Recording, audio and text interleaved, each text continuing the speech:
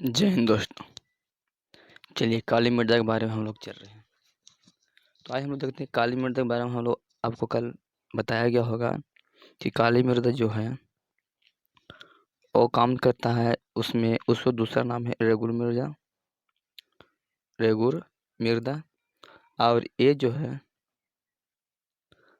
इसमें कपास की खेती बहुत ज़्यादा होता है। कपास की खेती बहुत ज़्यादा होता है।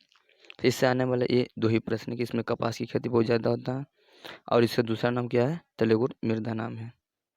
चलिए हम लोग आगे चलते हैं। लाल एवं पीली मृदा। तो लाल एवं पीली मृदा जो ज़्यादा मिलेगा आपको प्रायद्वीपीय पठार के, माने जो पठारीय इलाका है हम लोग का दक्षिण भारत की ओर, उसमें हम लोग का ये मृदा लाल और पीला मृदा ज़्यादा देखने को मिलता है। क्योंकि ये पर्वत जो हम लोग का पत्थर होता है उससे क्या होता है, धीरे धीरे कुछ पानी का रंग निकलती है और वो जाकर मिट्टी में मिल जाती है, जिसकी वजह से वहाँ की मिट्टी हो जाता है लाल और कभी कभी पानी के अलग पर वो पीला के रूप ले लेता है।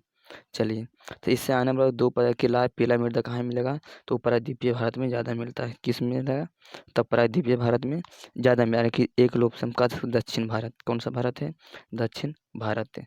कहा कि देखिए जितना ही पठारी इलाका हम लोग का है, ये छोटा नागपुर उड़ीसा ये सब किस भारत में, दक्षिण भारत में पड़ जाता है, जहाँ पर कि हम लोग का काली लाल और पीला मृदा ज़्यादा मिलता है। चलिए लाइट मृदा। लाइट मृदा का जो नेम लिया गया है वो एक ग्रीक भाषा से लिया गया है, लाइटर का भाषा से, जिसका शाब्दिक अर्थ होता है ईंट। क्या होता है, ईंट। कहने का मतलब ये हो गया कि ये जो मृदा है वो मिट्टी की भाग के रहता है, वैसे स्थान पे पाया जाता है जहाँ का तापमान जो है ज़्यादा हो, जिससे माने कि मिट्टी एकदम मिट्टी जो जमीन हो एकदम पूरा गर्म हो, लाह जिसे गांव घर में सुनते होंगे कि ईंट जो होता है ना गर्म होने पर होता है, वैसे तापमान भयानक हो वहाँ पर, उसके ऊपर और अति एकाएक बारिश होता है, तो वहाँ का जो मृदा है उसका पहले तो उष्मा वहाँ से गर्मी बाहर निकलती है, और वहाँ गर्मी बाहर निकलने के बाद उस जगह पूरा हो लाल लाल दिखाई पड़ने लगता है, इसलिए उसको कहते हैं लेटेराइट मिट्टी। और वो किसके लिए होता है, तो उससे ज़्यादा प्रयोग हम लोग ईंट बनाने में करते हैं। चलिए, इससे बहुत कम ही प्रश्न पूछता है। इसमें काजू की खेती बहुत ज़्यादा होती है, ये इम्पोर्टेंट है। इसमें किसकी खेती होती है, लेटेराइट मिट्टी में।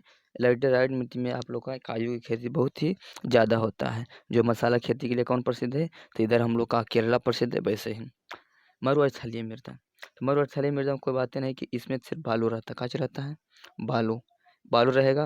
अगर लाल रंग अब हल्का भूरा रंग की होती है बालू, हम लोग देखे होंगे। बस वैसे हुए मरुस्थलीय मृदा उसको कहते हैं।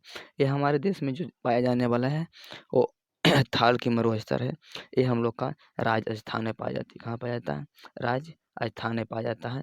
जबकि राजस्थान की जो यहाँ की जनसंख्या जो है नवास 689 लाख के यहाँ की जनसंख्या है, जो जिसमें कि आधा से ज़्यादा ज़मीन राजस्थान की है मरुस्थलीय है। तो मरुस्थल का नाम क्या है, तो थाल की मरुस्थल।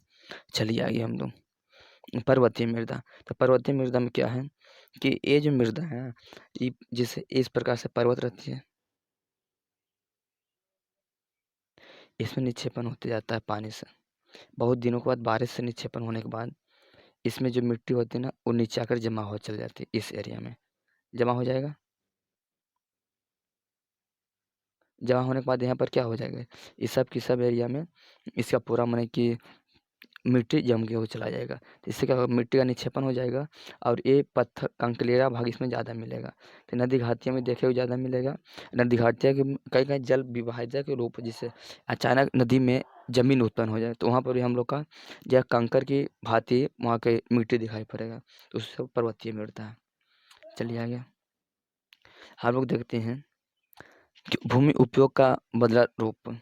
यह भूमि उपयोग क्या है, देखिए भूमि का हम अनेक प्रकार का उपयोग करते हैं। कृषि के रूप में, कई बंजर भूमि उद्योग में करते हैं, घर बनाने में, यानी कि भूमि का उपयोग हम हर एक काम में करते हैं। जितना भी हम लोग का काम है उस सब में किसका उपयोग करते हैं, भूमि का। भूमि का उपयोग हम लोग यानी कि भूमि पर ही हम लोग जिंदा रहते हैं, इसी का उपयोग पर ही देख लीजिए हर एक प्रकार की हम लोग अपना काम करते हैं। चलिए अब कल हम लोग चलेंगे भारत में भू भू उपयोग का स्वरूप। आज के इतना ही। जय हिंद। दोस्तों अगर आप लोग को